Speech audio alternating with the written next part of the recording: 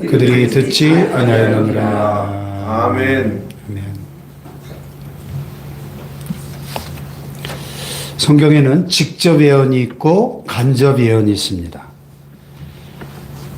하나님께서 예레미야 선지자를 통해서 유다 백성들에게 거듭 심판 예언을 하게 하셨는데 마음이 강팍해져서 자신들의 죄를 회개하지 않는 유다 백성에게 직접적인 예언을 하게 하신 것이죠. 그럼에도 불구하고 그들은 전혀 미동도 하지 않고 눈 하나 깜짝하지 않습니다. 그러자 하나님께서는 생생하게 그들의 마음에 와 닿을 수 있도록 예레미야에게 간접 예언을 하게 하십니다. 간접 예언, 이것을 행위 예언이라고도 하고 또 상징 행동이라고도 하는데요. 단순히 메시지를 선포한다든지 설명하는 방식이 아니고 선지자가 직접 어떤 행동을 시연해 보여줌으로써 예언을 전달하는 가장 인상적인 전달 방식입니다. 일종의 시청각 교육인 셈이죠. 그 대표적인 예가 이사야 20장에 나오는데 하나님께서 어느 날 이사야 선지에게 이상한 명령을 하십니다. 이사야야, 너 지금 입고 있는 그 선지자의 옷을 다 벗고 벗은 몸과 벗은 발로 예루살렘을 활보하라. 아니, 백주 대낮에 다 벗고 그 사람들이 많이 왕래하는 예루살렘 거리를 활보하라는 거예요. 그것도 하루 이틀이 아니고 3년 동안. 그 고귀한 신분의 선지자가 백주 대낮에 벌거벗은 몸으로 예루살렘 거리를 활보하는 모습을 한번 상상해 보세요. 얼마나 충격적이고 수치스러운 일입니까? 근데 하나님의 명령이니까 이사야는 그 명령에 순종해서 그렇게 3년 동안 벌거벗은 몸으로 예루살렘 거리를 활보하면서 예언을 했다는 거예요. 왜 도대체 하나님은 그런 충격적인 퍼포먼스를 하게 하셨는가?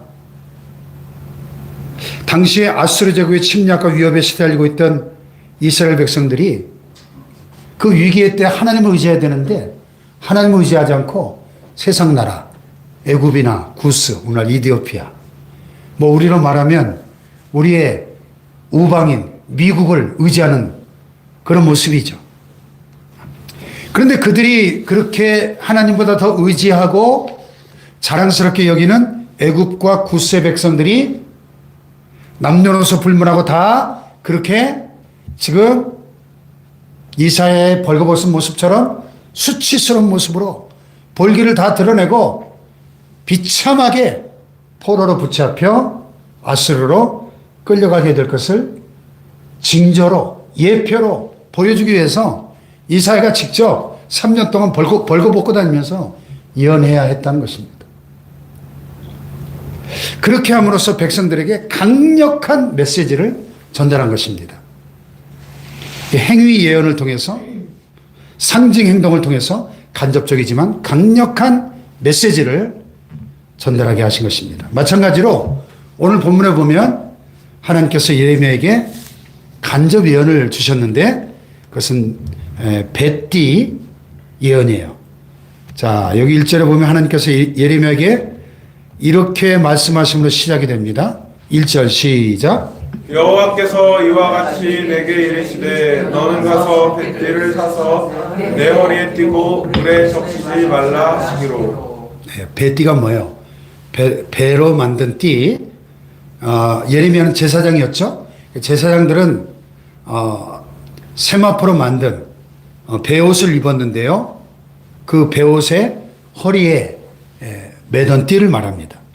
고대 유대인들이 입던 겉옷을 보면 우리가 성화 같은 데 보면 오늘날처럼 이렇게 상의와 하의로 구분된 게 아니라 그냥 통으로 위에서부터 아래까지 하나로 된 천을 두르고 다녔죠. 원피스처럼.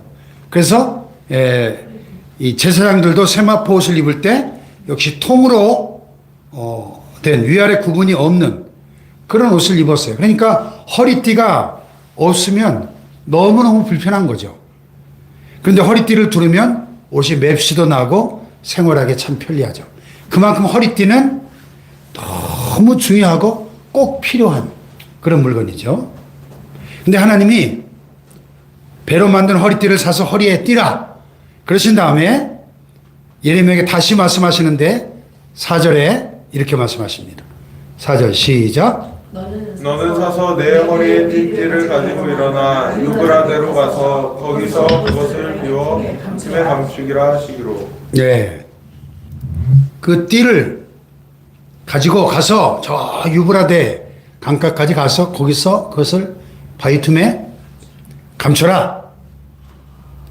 그리고 얼마 후에 하나님이 다시 이렇게 명령하셔요. 6절 시작. 여러 날 후에 여호와께서 내게 이르시되 일어나 유브라데로 가서 내가 내게 명령하여 거기 감추게 한 띠를 가져오라 하시기로. 그래서 그 감췄던 띠를 파서 꺼내보니까 띠가 어떻게 됐어요? 다 썩어가지고 쓸 수 없게 되었더라. 7절에 그랬어요. 다 썩어버린 띠를 뭐 어디다 쓰겠습니까? 예.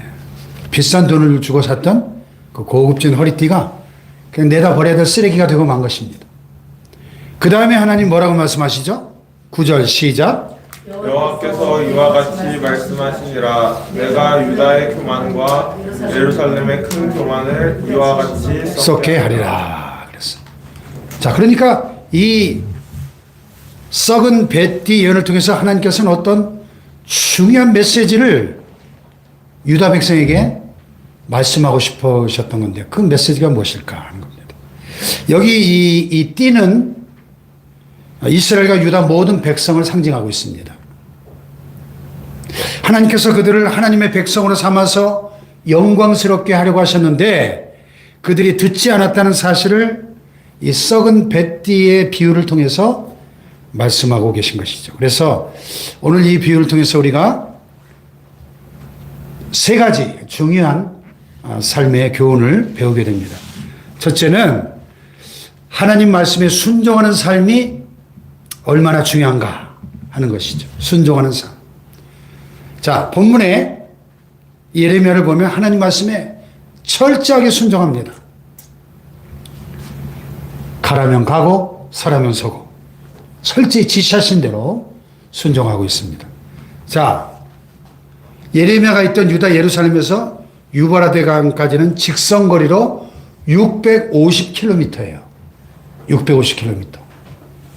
그러니까 대전에서 서울까지가 한 200km 되잖아요. 그러니까 대전에서 서울까지 거리에 3배가 넘는 먼 거리예요.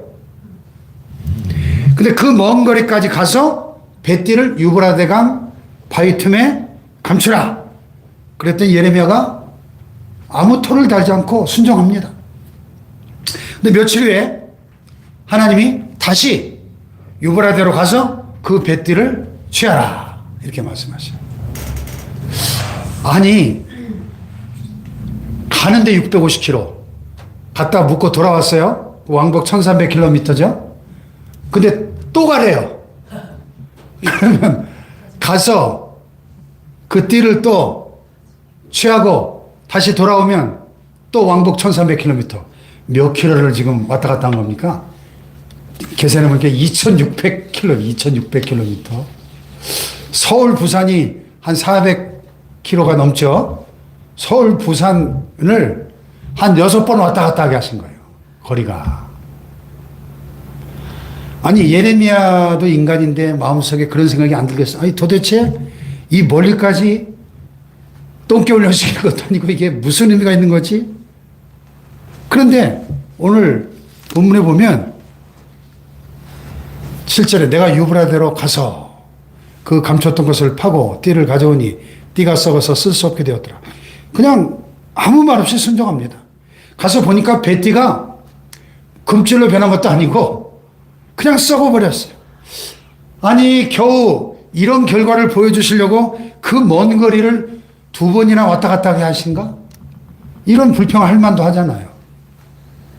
근데 예레미야는 묵묵히 순종하는 겁니다.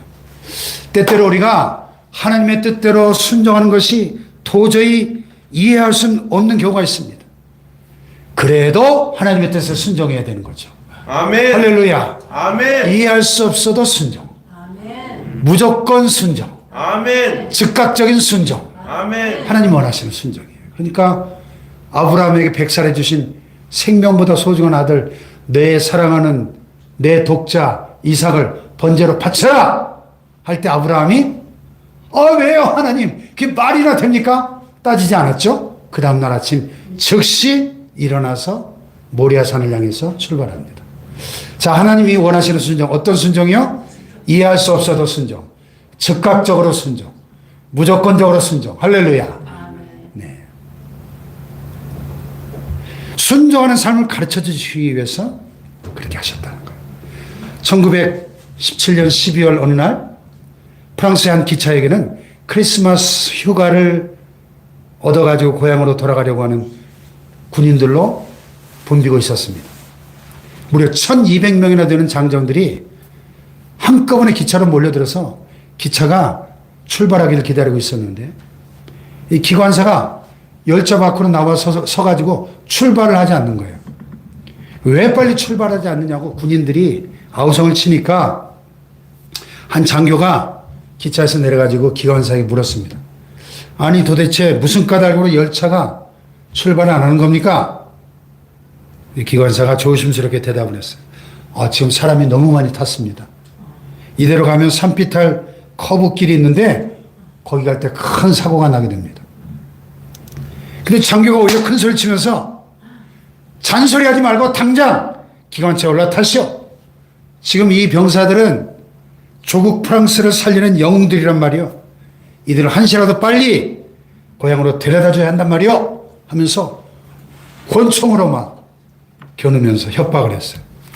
그래서 할 수 없이 기관사가 기차를 움직이기 시작했는데 이 1200명의 군인들이 좋다고 막 환호성을 쳤습니다. 그런데 30마일도 채 가지 못해서 이 브레이크가 말을 듣지 않는 거예요. 속력이 점점 빨라지는 겁니다. 겁에 질린 군인들이 앞을 닫아서 막 창문으로 뛰어내리기 시작합니다. 결국 기관사가 염려했던 그 산비탈 커브길에 이르렀을 때 기차가 탈선하는 큰 사고가 일어나게 됩니다. 이날 죽은 사람이 약 500여 명, 다친 사람이 250여 명이나 되었다고 합니다. 우리가 인생을 안다고 착각하지만은 이렇게 한 치 앞도 모르고 사는 게 우리 인생이라는 것이죠. 그러나 주님은 나의 과거를 아시고 나의 현재도 아시고 뿐만 아니라 나의 걸어가야 될 미래의 길을 전부 다 알고 계시는 주님이십니다. 아멘. 할렐루야. 아멘. 그러므로 그 주님의 뜻대로 믿음으로 순종하는 길이 가장 빠른 길인 것입니다. 아멘. 가장 안전한 길인 것이죠. 아멘. 네.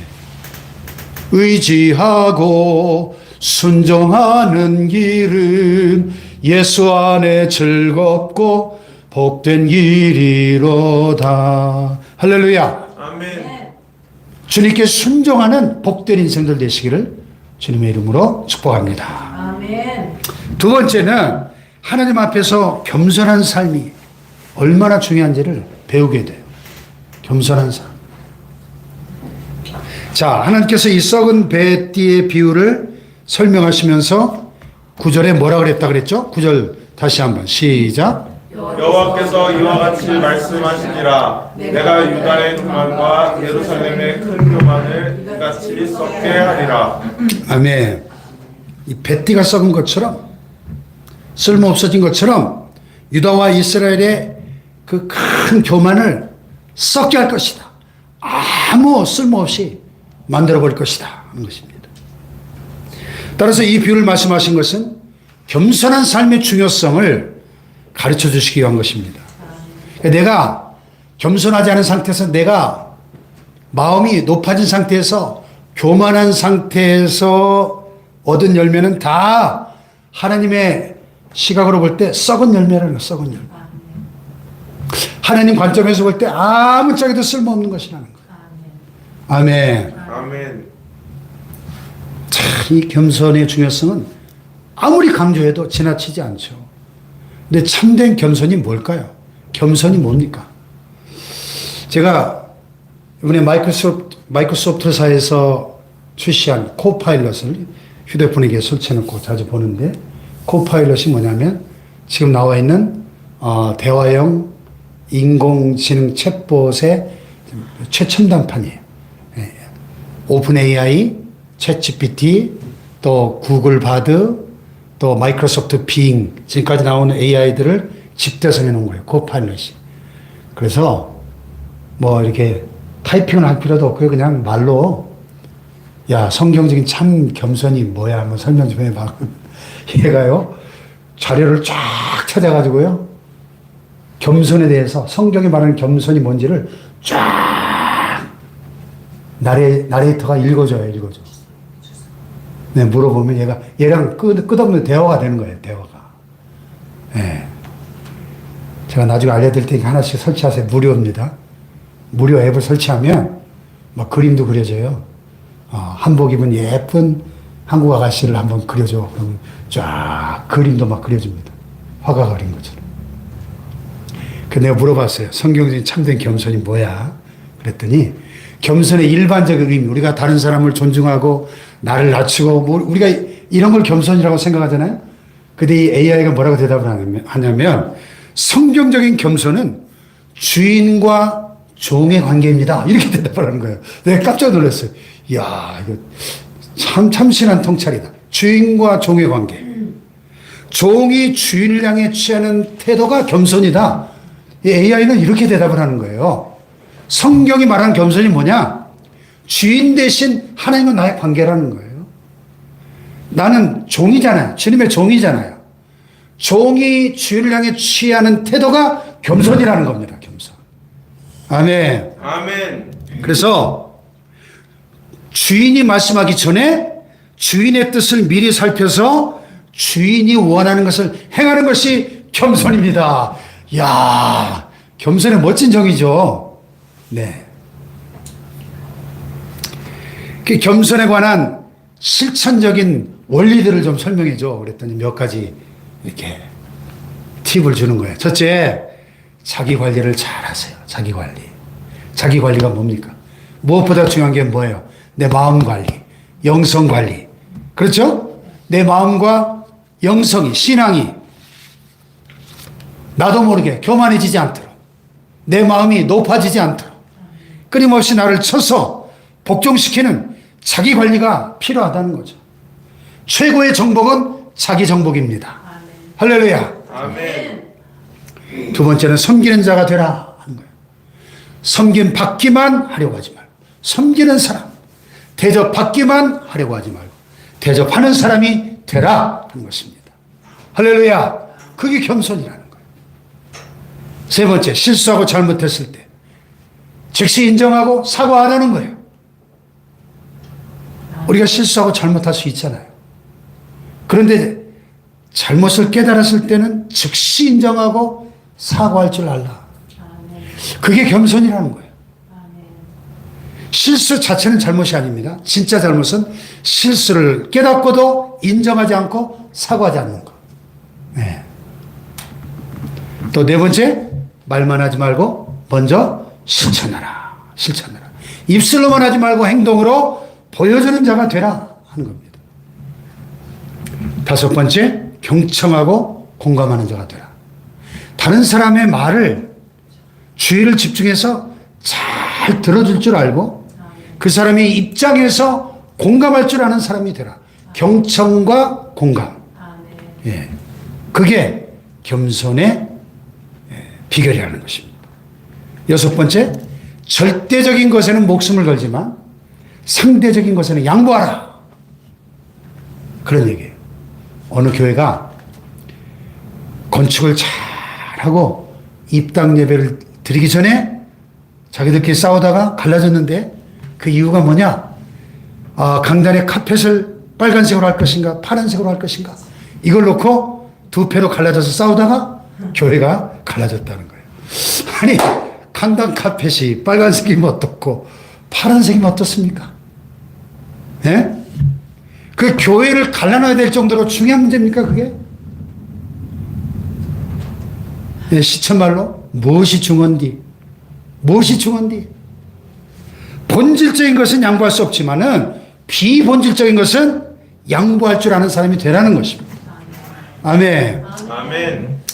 이러한 겸손한 자기 관리를 통해서 하나님의 뜻을 이루어가는 겸손한 주님의 종들 되시길 축복합니다. 아멘. 마지막 세 번째로 하나님께 매인 삶이 얼마나 중요한지를 배우게 된다는 거예요. 하나님께 매인 삶. 이 썩은 뱃띠의 비유는 이스라엘 백성이 하나님께 매여야 한다 하는 것을 교훈하고 있는 것입니다. 이 뱃띠가 예레미야 이 제사장 세마포스에 매여 있을 때는 너무나 요긴하고 영광스러운 것이지만 예레미야의 품을 떠나서 유프라테스 강가 바이툼에 파묻히는 순간 썩어 쓸모없게 되는 것처럼 하나님께 매이지 않는 순간 그 뱃띠는 썩어버린다는 겁니다. 즉 이스라엘 백성이 하나님을 떠나는 순간 그들은 아무 가치가 없는 쓸모없는 존재가 되고 만다는 거예요. 아멘. 아멘. 아멘.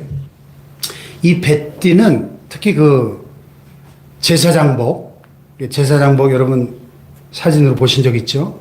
굉장히 영광스럽고 그 제사장복을 성경에 기록된 그대로 재료를 사용해서 만들면 수십억이 들어간다 그래. 그 안에 뭐 보석들이 박히고 하니까 이 제사장들이 세마포옷을 입고 그 위에 에봇을 이렇게 두르는 또 띠를 띠고 에봇과 흉패와 관과 함께 이 영광스러운 대제사장의 거룩과 영화로움을 상징했거든요. 그러니까 이 뱃띠는 뭐냐? 하나님의 선택과 부르심을 받고 거룩하고 영광스러운 제사장 나라가 된 유다 나라를 상징하고 있는 거예요. 이 뱃띠가. 아멘. 아멘. 근데 사실 이 배로 만든 띠는 띠 중에서도 가장 천한 띠입니다. 중요한 것은 그것을 하나님께서 소유로 삼으셨다는 거예요. 하나님께 매여 있을 때 그 천한 뱃띠가 거룩하고 영광스러운 제사장복을 빛나게 해주는 존재가 된다는 것이죠. 근데 이 뱃띠가 오히려 하나님 품을 거절하고 하나님 품을 떠난다면 썩어서 쓸모없어진다는 거예요. 하나님 품을 거절하는 그 뱃띠에게 무슨 소망이 있겠는가 그런 얘기입니다. 아멘. 아멘. 아멘. 그렇죠. 물고기는 물에 매여 있을 때 가장 자유로울 수 있습니다. 아멘. 근데 물고기가 물이 답답하다고 물을 뛰쳐나오는 순간 제시켜 죽고 말 것이에요. 제가 구피를 지금 열애째 키우고 있는데 이 가끔 보면은 이 구피들이 막 에너지가 넘쳐가지고 팍 뛰다가 밖으로 어항 밖으로 뛰쳐나오는 경우가 있어요. 예? 예. 제가 물을 너무 많이 부어가지고 이게 찰랑찰랑 하는데 나도 모르는 사이에 지가 폭 뛰어나와 있어. 그 아침에 와보면 나와서 죽어 있어요. 튀어나와가지고. 예? 물고기는 물 속에 있을 때 자유로운 거예요. 아멘. 아멘. 기차가 철로 위에 매여 있어야 가장 자유로운 것이죠. 아까 앞에 이야기한 것처럼 탈선하는 순간 대형 사고를 치는 거죠. 이 매임에는 두 가지 종류의 매임이 있어요. 하나는 하나님께 매이는 것이고 또 하나는 사탄에게 매이는 것입니다. 로마서 6장에 보면 그런 말씀이 있죠. 내가 전에는 죄의 종이더니 죄의 종으로 불법으로 너희 자신을 들여서 죄의 종이 되었는데 이제는 하나님께 매임받아서 의의 종으로 하나님께 드려진 바된 하나님의 의의 병기가 되었다. 이렇게 말씀합니다. 할렐루야. 아멘. 매이는 건 똑같은데 누구에게 매이느냐에 따라 하늘과 땅 차이라는 거죠. 아멘. 여러분 사탄에게 매이시겠습니까? 하나님께 매이겠습니까? 하나님. 사탄에게 매이는 게 뭐냐? 어떤 목사님이 사탄에게 매이는 걸 이렇게 정의했어요. 사탄에게 매인다는 것은 자기 마음대로 자기 편한 대로 할 수 있는 것을 말한다. 그래서 그거 좋은 거 아니에요? 오늘 현대인들이 다 자기 마음대로 내 감정이 이끄는 대로 내가 편한 대로 그렇게 하는 게 자유라고 하지 않습니까? 근데 그것은 절대 진정한 자유가 아니라는 거예요. 내 마음대로 내 편한 대로 하는 것은 사탄에게 매이는 것이다. 결국 사탄에게 노예가 되는 것이고 포로가 되는 것이다 하는 거예요. 아멘. 아멘. 먼 바다를 항해하는 큰 배들이 안전하게 목적지에 도착하기 위해서 이 바닥짐의 원리가 중요하다고 합니다. 바닥짐이 뭐냐? 배의 가장 밑바닥에다가 무거운 물건들을 놓는 걸 말해요. 그 배 가장 깊은 곳에다가 제일 무거운 것들 갖다 넣으려면 참 힘들고 답답하고 부담스러운 일인데 이 바닥짐이 꼭 있어야 배가 뒤집히지 않고 균형을 유지할 수 있다는 거죠. 네. 2014년 4월 16일, 딱 10년 전 일이네요. 세월호 참사. 대한민국 역사상 가장 참혹한 해양 사고 중에 하나로 기억되죠. 그 세월호 참사로 304명이 목숨을 잃었는데, 그중 대부분이 꽃다운 고등학생이어서 참 많은 국민들의 마음을 아프게 했죠. 그 세월호 참사의 원인이 여러 가지가 있지만은 그 중에서 가장 중요한 원인 중에 하나로 지적되는 게 뭐예요? 평형수 관리 소홀, 평형수가 뭐예요? 평형수는 선박의 안정성을 유지하기 위해서 사용하는 물입니다. 선박이 화물을 싣거나 하역을 할 때 이 선체의 무게중심이 변하기 때문에 평형수를 사용해서 이 균형을 조절하는 거죠. 근데 세월호의 경우에 과도한 화물을 싣고 있었는데도 거기 맞춰서 평형수를 적절하게 관리하지 않았다는 거예요. 이 법정 기준에 3분의 1도 안 채우고 갔다는 거예요. 그러니까 선박의 안정성이 떨어질 수밖에 없고 급격한 선회 과정에서 배가 뒤집어지는 이런 사고가 일어날 수밖에 없었다는 거예요. 이 관계자들이 다 자기들끼리 부정과 비리로 결탁이 돼 있어가지고 300명이 넘는 아까운 인명이 희생당하고 마는 거죠. 여러분, 우리가 하나님께 매인다는 것은 마치 이 평형수와 같고 바닥짐과 같다는 겁니다. 매우 부담스럽고 답답하게 느껴질 수도 있습니다. 그러나 그 평형수, 바닥짐이 있기에 우리의 인생 항해는 오히려 안전하고 무사할 것입니다. 아멘. 우리가 하나님께 매인당하는 것도 한편으로 영적인 평형수, 바닥짐과 같은 것이다. 아멘. 아멘. 그 영적 평형수, 바닥짐이 있어야 뒤집어지지 않고 우리가 살 수 있다는 것을 기억하시기 바랍니다. 아멘. 아멘. 아멘. 청주의 어느 집사님이 대학 교수인데 8남매 중에 막내로 태어났답니다. 근데 자기가 태어날 수 있었던 것은 어머니 아멘 덕분이었다, 이렇게 간증을 해요.